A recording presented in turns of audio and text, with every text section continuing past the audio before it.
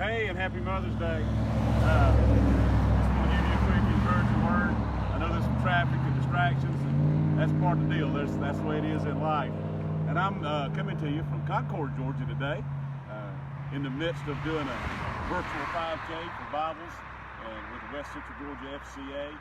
And so this is the road I normally take from my house to go to church.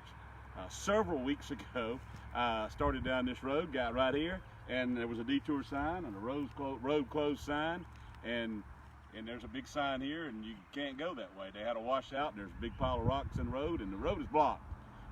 Can't go that way. It's kind of what happens in life a lot. Sometimes you just run into what your normal plan is, or what your routine is, or what you thought the road you were going on is blocked, and you really just don't have a choice. You can't go that way. It wasn't your doing. It wasn't your fault, maybe. It just happened, and you're stuck. You can't go that direction. But it's kind of there's a couple of things here. I actually can go that way, or I can go down that road, or I can go down that road, and I can go all four different I can go in four different directions other than the one I plan to go in, and still get to church. I can go in different directions. When the children of Israel were exiting Egypt and they came to the Red Sea, there was a dead end. The children were faced by the sea in front of them, the Red Sea in front of them, the army of the Egyptians coming up behind them, and they were blocked off.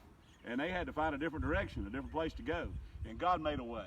And God always makes a way. He makes a different direction for us.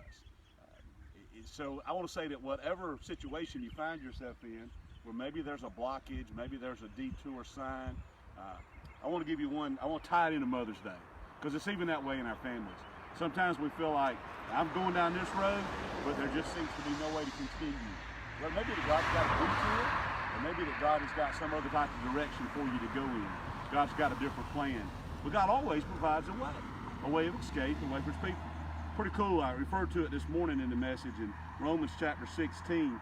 Apostle Paul, who has not been to the church at Rome at this point, has a lot of friends and Christian brothers and sisters there, and he is writing and he's greeting them and giving them words of encouragement. And this is what he says in verse 13. Greet Rufus, chosen in the Lord, and his mother, and mine. Or in some translations, his mother, who is also a mother to me. And really the translation there coming out of the Greek is really unclear.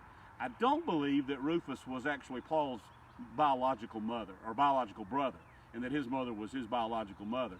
I believe he's saying that greet Rufus and his mother, who has also been a mother to me. Some translators would say that the indication from the language is greet Rufus and his mother, and also my mother. No indication Paul's mom was in Rome, and he was certainly not from there. It's possible, but the language indicates that here's someone who was a surrogate mother. Perhaps Paul's mother was not a Christian.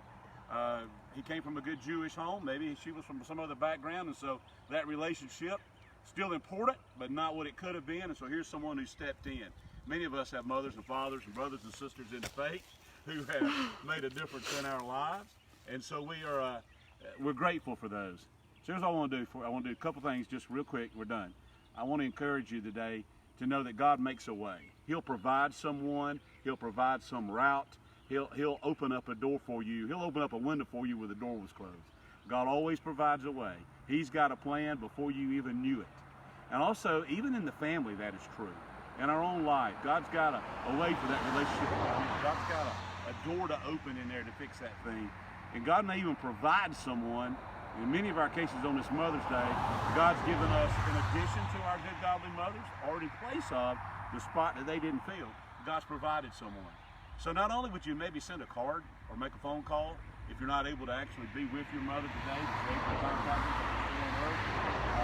contact her, or maybe contact somebody else, that other person, that school teacher, that aunt, that neighbor, that church member who was a lady in your life who has made an impact and influence, or maybe a man who's made an impact and influence, someone who has been to you, filled in that role.